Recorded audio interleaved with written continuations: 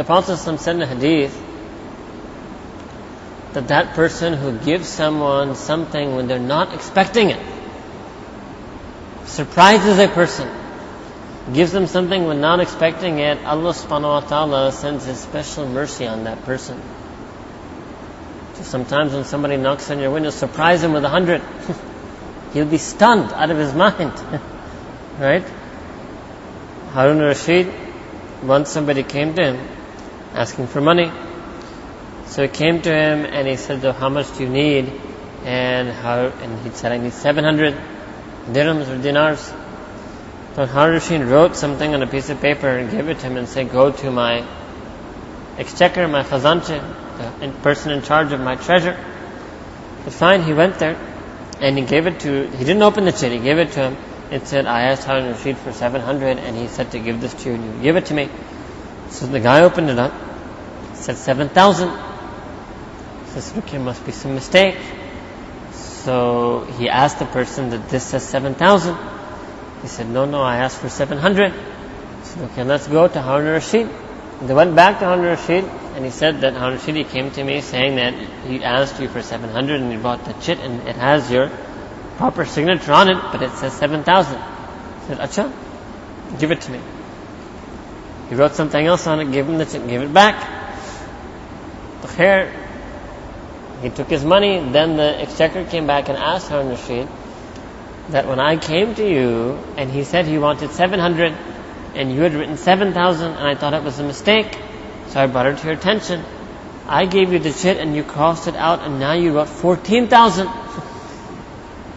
Then I gave it to him, but isme raz kya hai? So Harun al-Rashid recited that I heard this hadith, that if somebody gives somebody more than they expect, Allah Ta'ala's special mercy will come on them. So this person came to me for 700, and when I said I would grant it to him, that's what he was expecting, that you would give him 700. If you had given him 7,000 like I originally told you to, then he would have gotten something beyond his expectation, and Allah Ta'ala would have sent a special mercy on me. But when you revealed to him 7,000, then he came back, he might have had some expectation that maybe I might get the 7,000. So now to give him more than his expectation, I had to give him 14,000. So I scratched it out and wrote 14,000. ये भी एक सोच है. Sayyidina Umar radiallahu ta'ala gave half. When the Prophet asked him, then how much have you left for Allah and His Messenger? He said, I've left half. ये भी एक सोच है. Even amongst the 4 Khulafai Rashidin, you will see different andaz.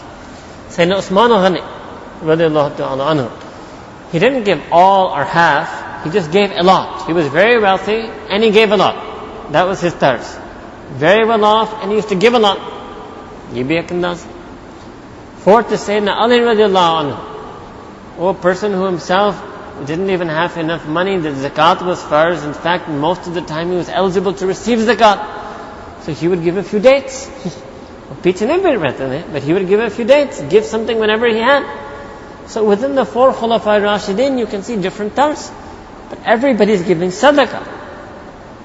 Everybody is giving something, and in all likelihood, everybody is giving something that they feel, that pinches them a little bit. It's a good pinch, it's a tickle. It's a good pinch. So we should become people of sadaqah. And alhamdulillah, you live in a country in which there's no shortage of opportunity. If you don't know the opportunities, it's because you're not in touch with your country. Otherwise, there's no shortage of opportunity to give sadaqah in this country. Right? And so that is another way to do shukr. That's another way rather to increase your feeling of shukr. Obviously, this is a way to do shukr, but if we want to feel the shukr in our heart, once you start giving sadaqah, you will feel. It's a strange thing, when you give sadaqah, you won't feel arrogant.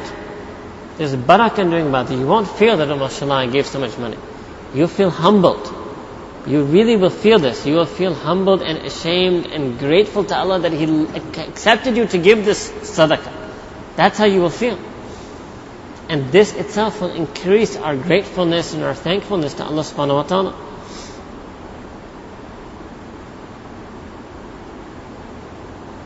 When Rasulullah after Fatih Makkah, then the Ummah got some wealth.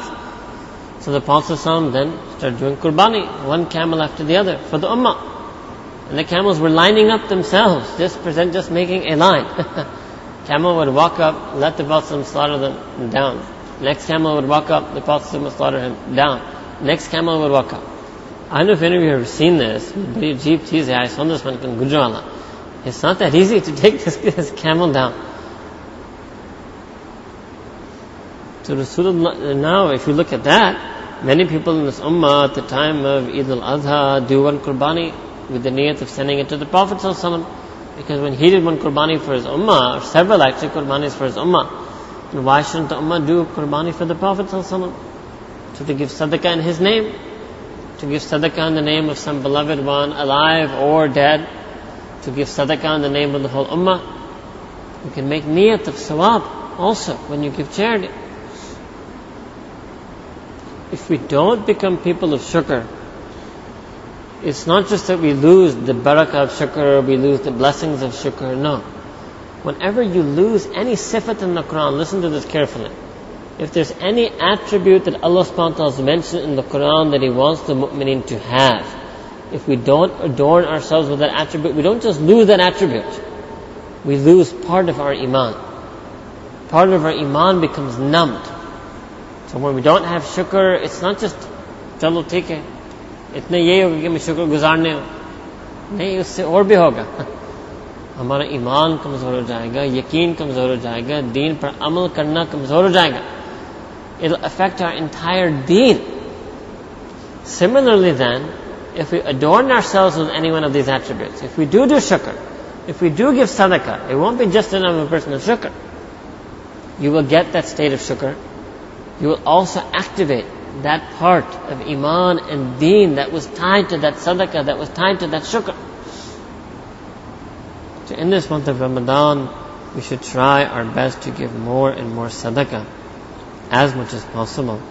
May Allah subhanahu wa ta'ala accept our sadaqah, whether that sadaqah is monetary, or that sadaqah is giving our time, or that sadaqah is giving a smile. Even the Prophet said a smile is a charity, kindness is a charity, helping your fellow Muslim in a time of need is a charity, giving counsel or nasiha is a charity.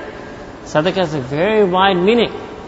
If we can increase and give as much of this type of sadaqah as we can in this month, and make niyat that Allah subhanahu wa ta'ala make us people of shukr, make us people of such perpetual lasting shukr that never ever should we receive a ni'mat or a bounty or blessing from you, except that we are thankful and grateful for it, that we use it in your obedience, we don't use it in your disobedience, and we remember you each and every moment of our day.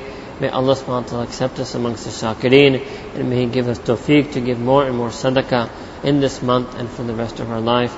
Wa akhiru da'wana alhamdulillahi rabbil alameen.